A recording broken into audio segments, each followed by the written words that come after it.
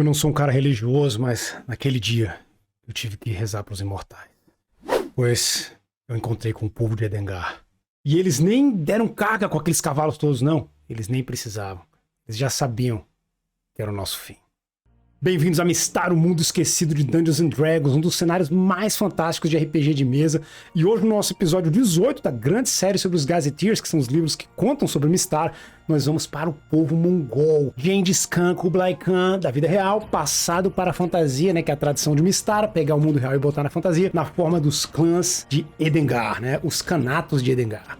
Como nossa introdução mostrou, os clãs de Edengar representam os mongóis no auge, no pico de sua glória, que foi mais ou menos ali pelo período do Marco Polo. Como o pessoal da história sabe, os mongóis realmente foram grandes conquistadores que pegaram a Ásia inteira e chegaram em uma boa parte da Europa, e só parou a conquista deles porque eles voltaram para brigar entre si quando não teve mais um Khan, claro, quem era o grande Khan. E esse tema vai ser colocado aqui em Mystara também. Nossa história começa, porém, como sempre, clássico, como os imortais a conhecem, como os povos as conhecem. Os povos dos Khans falam que eles são um povo que sempre respeitou o mundo dos espíritos, um mundo que, na opinião deles, não é mais respeitado pelos outros dos mundos conhecidos aqui, né? O mundo conhecido é como se fala de Mystara. As pessoas de Mystara não chamam a Mystara de Mistar, eles falam que esse é o mundo conhecido. Não tem nome, o nome é a região deles, Daroquim, Carameicos. Os povos do Khan, eles são muito orgulhosos. Eles realmente têm essa arrogância de achar o povo perfeito, mas não porque eles em si, biologicamente, são perfeitos, e sim porque eles seguem as tradições perfeitas.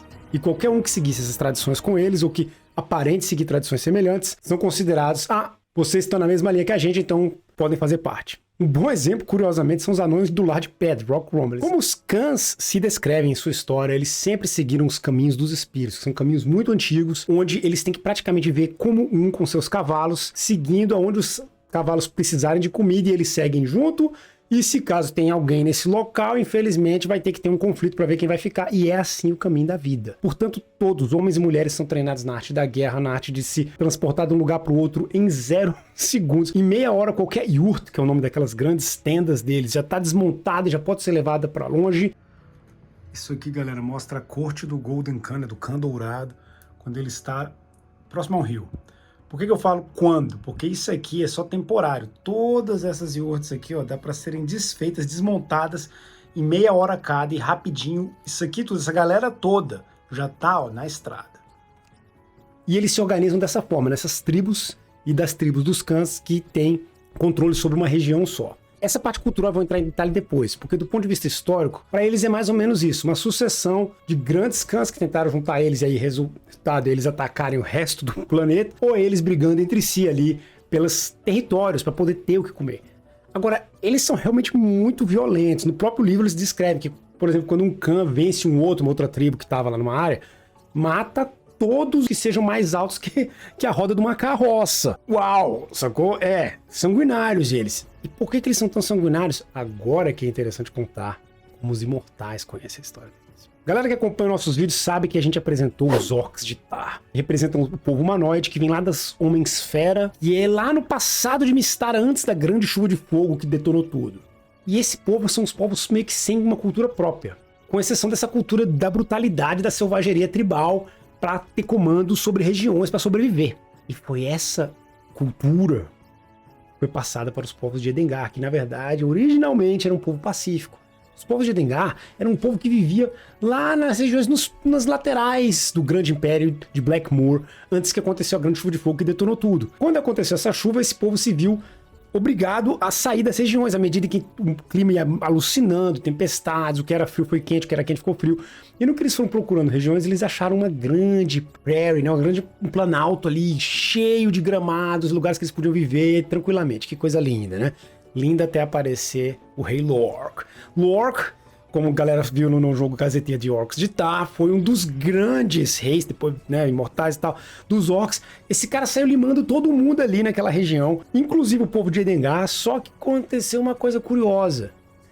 Um dos clãs lá, que era o clã Hobgoblin, era o clã do Aquila, que se chamava Aquila Khan. Esse é por isso que eles botam esse nome da vida real para passar para os Edengar. E o Aquila Khan, que se chamava o Grande Khan, ele fez uma aliança com esses povos de Edengar para tentar derrubar o Lorc. E confusão toda ali ele até conseguiu. E com isso, esse povo de Edengar foi ficando mais e mais brutalizado, porque para sobreviver os humanoides, que já estavam escravizando eles tiveram que se juntar com outros humanoides e copiar essas tradições. Então aquele que era um povo pacífico, viajante, foram copiando e aprendendo a tradição selvagem dos humanoides. E eles aprenderam muito bem, tão bem, que uma hora eles chegaram, vamos, sabe o que mais? Vamos quebrar esses caras também. No que o Aquila Khan saiu de lá para tentar continuar sua batalha com o Lore, que isso continua lá no nosso Gazeta 10, podem ver o vídeo lá, apareceu um guerreiro Edengar dos Khans que pensou, ó, eu é que vou ser o grande Khan agora. E ele primeiro saiu pegando os outros Khans e falando, escuta, se você se junta a mim, eu não quero dinheiro, não quero nada. Eu só quero que você diga que você tá junto, que a gente é aliado. Isso pra mim já é pagamento suficiente. E aí eu vou lutar com vocês. E o Khan aceitou, e lá foram eles quebrando. Aceitou, foi quebrando. Daqui a pouco ele juntou todo mundo, daqui a pouco ele tinha o grande Khan, daqui a pouco ele expulsou os humanoides. Mas, depois que ele conseguiu isso, aconteceu uma outra desgraça, que foi a segunda chuva de fogo que rolou quando a própria Terra quebradiças, e pra isso foi terrível pro Lore, que a galera dele lá também, explodiu de novo e gerou o que seria o... né, galera que vê sabe, a grande radiação lá, a bomba atômica, nuclear, bom, e o inverno nuclear, o Planalto ali virou uma terra muito mais seca, com muito menos grama, comida rara, e eles tiveram que começar a botar os animais pra ir mudando de lugar em lugar pra sobreviver. E nessa, sempre que a população crescia um pouco mais, começava a ter o que? Sanguinolência, porque, obviamente, não vai dar comida pra todo mundo. E isso ficava assim durante séculos, e esses séculos se tornaram a cultura dos clãs de Edengar, e agora eles são assim. Cada clã, cada tribo vai sobrevivendo ali, às vezes rola uma grande aliança, e aí a gente começa a quebrar os povos próximos, e quando não rola, a gente tá se quebrando entre a gente o tempo todo. É guerra non-stop entre eles. Mas agora, no tempo presente, quando começa uma campanha de Mystara, que em geral é no ano 1000 AC, depois da coroação, nós temos o grande Khan Dourado. Que é o tema, ele é meio que o Kublai Khan. A galera que conhece a história vai lembrar muito do Gengis Khan, né, que é o mais famoso, mas na verdade o grande rei mongol mesmo foi o Kublai, o neto dele, e que saiu dominando tudo. Então, o Kublai Khan foi um cara muito sábio, não só um guerreiro fabuloso, também um cara muito sábio. E o Khan de Edengar Dourado aqui, que é o tema nesse período, também é isso. Ele é um cara que a tribo dele apanhou, ele foi expulso da tribo. Para ele sobreviver, ele saiu viajando pelos outros territórios dos reinos conhecidos e descobrindo como pensavam esses outros povos mais fracos, mentalmente na cabeça dele, porém com coisas interessantes. Quando ele voltou, ele usou a mesma tática de seu antigo colega lá, assim, né, antepassado ali, que foi fazendo as alianças para começar a pegar os primeiros aliados para vencer o seu tio. No que ele venceu o tio, pronto, agora ele pôde dominar todos os clãs. E no que ele dominou todos os clãs, ele declarou que agora nós estamos num período de paz. Na verdade, paz não é a palavra correta. Seria tipo assim, uma trégua entre nós para observar o mundo conhecido. Por isso está chegando a época do grande Khanato. Então vocês já veem. O tema aí é, se o mestre quiser, que os Khans, seja você como parte dele ou contra eles, vão sair quebrando todo o reino conhecido para tentar fazer um mega Khanato. O próprio livro conta como é que foi um dos ataques dos Khans, pouco antes desse período aqui, a uma cidade dos Heldan Freeholds, que é uma região que a gente vai contar depois nos nossos outros vídeos, que eles transformaram a cidade tipo em nada, limaram a cidade inteira, botaram fogo destruíram até os tijolos para não crescer nada mais, salgar a terra, entendeu? É esse o esquema com eles, eles são realmente selvagens. Essa selvageria toda tem um outro lado espiritual muito interessante, pois os Khans, e a gente vai ver isso na parte dos personagens agora, se tu é um guerreiro Edengar dos Khans, você ganha automaticamente, isso vale para quase todas as classes que for dos Khans, habilidades enormes lutando em cima de cavalo. Você luta, você consegue dar tiro de frente, de costas, parado, pulando. É muito doido. Você realmente é o campeão de enfrentar alguém com um arco. E os Khans, eles não têm nada desse negócio de honra e não sei o que lá, como é vista, compreendida pelas lendas arturianas, que são semelhantes, talvez, ao código romano, né? Seria Tiamat, seria Caramex. Não, esquece isso. Eles vão te atirar com a flecha sem pensar duas vezes. Eles vão correr e ficar só te cercando ali e não tentar encarar diretamente. Para eles encarar diretamente, isso é um vacilo. Eles também são fãs, eles são contra qualquer tipo de ataque assim, só para mostrar o valor. Não, se você vai combater, você vai combater para ganhar. Tu tem que ter certeza que tu tá atacando na hora certa para vencer. Então eles têm toda uma estratégia em cima disso. O jogo é muito focado também nessa parte das guerras com grandes volumes. Quando você é um guerreiro dos Khanatos, você rapidinho, mal, no level 4 guerreiros, você já tá ganhando uns guerreirozinhos level 1 que seguem com você e você é responsável por eles. E tem que olhar que eles façam parte do resto dos outros comandos ali. E vocês têm altas técnicas de comunicação com bandeira, sem fazer barulho e se mover como um. Realmente as hordas de Edengar são uma força para que todas as nações têm que ter medo de Mystara, exceto os anões do Lar de Pedra, que são, como eu já comentei no começo do vídeo, amigões. E o motivo é um motivo interessante, é um ódio comum aos feiticeiros de Glantr. Isso aqui é uma coisa que quase todo mundo odeia os feiticeiros de Glantr, porque eles realmente são um pouco que os grandes vilões em relação aos outros países, né, do mundo conhecido. Sendo feiticeiros, eles têm o pessoal de Endengar não confia muito. Eles têm até os feiticeiros deles, mas os feiticeiros deles são ligados ao mundo espiritual, os caras são meio eremites. Eles se declaram neutro em relação a todos os clãs e tribos, e com isso são aceitos. Os feiticeiros de Glantr são considerados como se fossem selvagens do ponto de vista espiritual, que querem usar o poder sem a menor responsabilidade. Obviamente vão tentar escravizar eles, assim como os humanoides no passado. E como os anões também odeiam os glantrianos, assim, fundamentalmente, eles se encontraram ali. Ah, olha aí, esses anões vivem tradicionalmente, estão nas montanhas, que a gente nem quer mesmo, montanha não dá pra ficar a cavalo. Fiquem aí, fiquem nas montanhas, a gente fica aqui e o mundo é nosso. Então os anões e os Edengar se entendem perfeitamente. Numa sociedade onde é tão claro qual é o papel de cada um, praticamente não tem crime. Ninguém rouba, mas é muito fácil. Se você faz um vacilo, eles já passam a faca, acabou, tu já era. Não existe esse tipo de problema aqui. Quando tem alguma disputa, quem resolve é o clã. O clã vai olhar o que tá acontecendo aqui, é isso? Ok. Então divide assim, pronto, acabou. E outra, não existe propriedade individual. Toda a propriedade de uma tribo é do clã. Tem os vários clãs, né?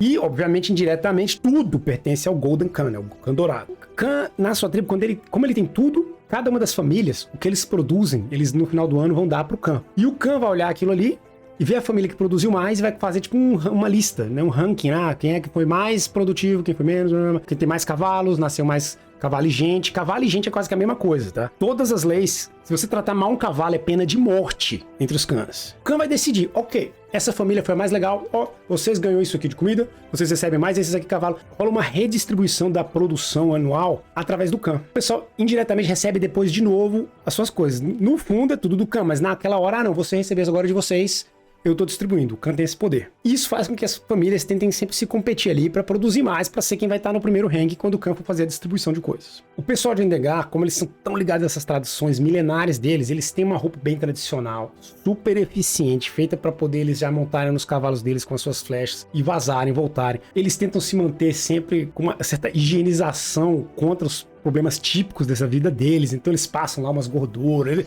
O livro é muito fera, porque dá pra ver que a galera pesquisou a fundo as tradições mongóis da vida real, e eles descrevem cada uma delas, de como é que aqueles guerreiros, mulheres e homens faziam pra se manter bem saudáveis e resistentes nesse ambiente, né? Isso inclui muita coisa com bode. Alguém que já conhece bode nessa vida, eu até devo fazer um vídeo com os bodes. O bode fede muito, galera. Então esse cheiro aí é um cheiro que, claro, quando a galera tá acostumada, não tem problema, né? Faz parte pra todo mundo. Mas pra galera de outros povos ali, ainda mais uns darokiniano, refinado, elfo, então, quando sente o cheiro da galera mongol ali, fica tipo horrorizado, porque não tá acostumado com esse cheiro de bode. Então, isso é um dos temas quando eles botam para as discussões entre como os outros povos veem o pessoal de Endengar, né? Eles acham a galera de Endengar muito uau! Quem viu o nosso vídeo de Laruan vai lembrar que teve um dos clãs que foi embora dessa estrutura toda, né? Porque eles meio que eram um clã um pouco mais fraco, né? Era uma tribo ali que não tava conseguindo competir com os outros, e eles se mandaram lá para as terras, umas montanhas próximas a como começava o primeiro planície ali, antes de ficar realmente seco em Laruan. E esse canato vive lá na maior paz, na maior amizade com o pessoal de Laruan,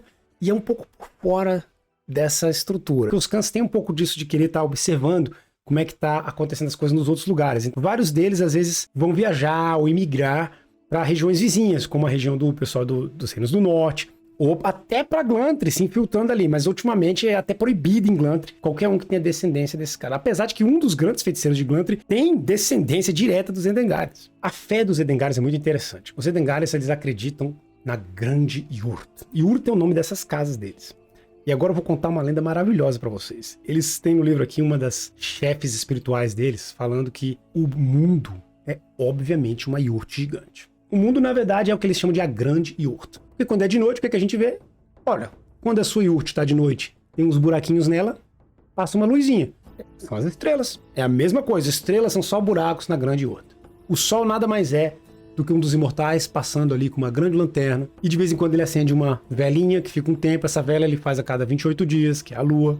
Tudo eles explicam como se fosse a lenda da Grande Yurt. Eu vou fazer essas explicações mais detalhadinhas nos shorts, botaram como uns vídeos bônus para esse aqui. Mas é muito fera essa descrição. E para eles, essa Grande Yurt é uma grande casa dos imortais. Os imortais representam aqueles que já passaram das pequenas yurts do mundo pequeno para o mundo grande. E tem suas responsabilidades lá, que nem qualquer Edengaria tem suas responsabilidades com a tribo. E por isso eles não têm nenhum imortal para cima ou para baixo. Eles respeitam todos os imortais. Eles têm alguns imortais das tradições deles que eles estão mais acostumados a reverar, mas nenhum imortal tá acima ou abaixo dos outros. Além disso, e agora tem um desconexo assim do que as pessoas sabem, do que os imortais sabem, os povos de Edengar têm a conexão com o mundo dos espíritos. É um mundo de animais, né? Eles têm os xamãs. E esses espíritos encarnam, assim, ou aparecem na forma em geral, de animais, mas pode ser uma pedra, uma coisa assim. E esses xamãs têm esse contato com esses espíritos e usam eles para guiar como é que eles vão continuar o dia a dia. Agora, o que os imortais sabem é que isso foi um resultado daquela explosão segunda, quando destruiu tudo, a radioatividade alucinou com a região de Edengar e gerou tipo uma falha dimensional naquela região que deixou várias entidades de algumas outras dimensões entrarem no mundo conhecido. E essas entidades, elas sintonizaram com o povo de Edengar muito rápido. E esses são os espíritos de Mystara. Então não são realmente fantasmas ou almas ou energias espirituais de outro, sabe, que seriam universais para todo Mystara. Não são realmente um grupo específico de seres ultradimensionais que entraram em sintonia com os Edengares. Olha que viagem. Quando você joga aqui, você pode escolher não só ser um sacerdote qualquer um dos imortais, você pode ser um xamã que é focado só em usar esses espíritos aí. E como xamã você tem os poderes especiais e tal. O xamã eu vou descrever em detalhe nos nossos vídeos sobre as classes perdidas de Dungeons & Dragons. Aí vocês podem dar uma olhada lá como é que funciona. Mas resumo da ópera é que é semelhante a um sacerdote com um druida, né? Só que com alguns poderes especiais relacionados aos espíritos. Quando você joga de Edengar, as outras classes, o mago eu já falei como é que é, né? O pessoal mais isolado. Mas até os magos e ladrões de Edengar, todos eles são mais fortes aqui. Todos os personagens clássicos de Dungeons & Dragons, que se você joga como Edengar, você tem mais HP. Eles têm tipo um bônus de 1 por HP por level. Você tem algumas habilidades de combate melhores. Você perde algumas outras coisas mais assim, tipo, de sensibilidade, de diplomacia. Você tem que pegar aí um ponto extra pra subir essas paradas. Porque você tá muito mais focado nessa sobrevivência selvagem. Só que isso faz esses personagens serem bem bacanas, tem um sabor diferente. Mas isso vale pra toda Mystara. E a minha dica é, vai jogar em Edengar, faz um grupo Edengar. Bota no máximo ali um anão de Rockholm do Lar de Pedra, que tá aliado da tribo. Mas a campanha seja focada em Edengar, porque é muito interessante isso, as disputas entre os diferentes clãs, as explorações dos reinos próximos para ver se dá para atacar, pegar tua horda, limar uma cidade inteira. Tipo, são esses os desafios quando a gente joga como um dos servos do grande clã e da Horda Dourada. Como todos os Gazetteer, os clãs de Edengar também têm regras específicas que dão aquele sabor para o desafio que eles querem que você enfrente quando você está jogando nesse cenário. No caso aqui, são as técnicas de combate e guerra. Então eles pegaram tanto o War Machine quanto o Battle System, que também é um sistema de batalha de massa do Dungeons & Dragons, e colocaram, ó, isso aqui é que dá para fazer se você quiser deixar mais Edengar o teu jogo de batalha em massa. E, em particular, eles botam muitas regras relacionadas a esse terreno das steppes e do vento forte de lá e como ele afeta o tipo de combate que você vai ter nela. Por fim, no livro explora quais são as diferentes tradições de cada uma dos clãs, dos canatos. Assim, mais assim, os indivíduos deles são mais violentos, menos violentos, com quem eles têm alianças, qual é a relação deles com o Moglai Khan, que é o nome do Khan dourado aqui, né, que é a cópia do Kublai Khan, o Kublai, Moglai. E também os oponentes mais esperados de jogadores enfrentarem, como as diferentes tribos de humanoides que ainda só ficaram aqui, que ganharam agora, ao contrário, as tradições que viraram Edengarians. E além disso, nós temos a exploração do mundo dos espíritos, porque você pode ir para o teu grupo diretamente pelos portais que tem nas regiões de Edengar para visitar essa região do mundo espiritual e descobrir o que tem por lá, ter contato com esses espíritos, de repente ganhar umas missões especiais, voltar mais forte para deixar sua tribo uma das melhores para ser parte da Horda Dourada. Gente querendo invadir Mystara em algum ponto é o que não falta, né? A gente já falou dos orcs de Tá querendo invadir todo mundo, falamos agora dos clãs de Edengar querendo invadir todo mundo. O pessoal que viu o vídeo da galera do norte sabe que o povo de Ostland também tá a fim de invadir. Não vamos parar por aí não, né? Vamos continuar com as invasões, dessa vez não dos lados, não das montanhas, não dos mares, pois debaixo da terra, porque agora nós vamos falar dos Elfos das Sombras. E não, eu não estou falando de Drizzt Do'Urden, de Drow, a galera, né, afro lá com cabelo branco, não. Eu tô falando dos Elfos das Sombras de Mystara, que não tem nada a ver. A única coisa que eles combinam é que é elfo debaixo da terra. Todo o resto é diferente. Isso vai ser o nosso próximo vídeo.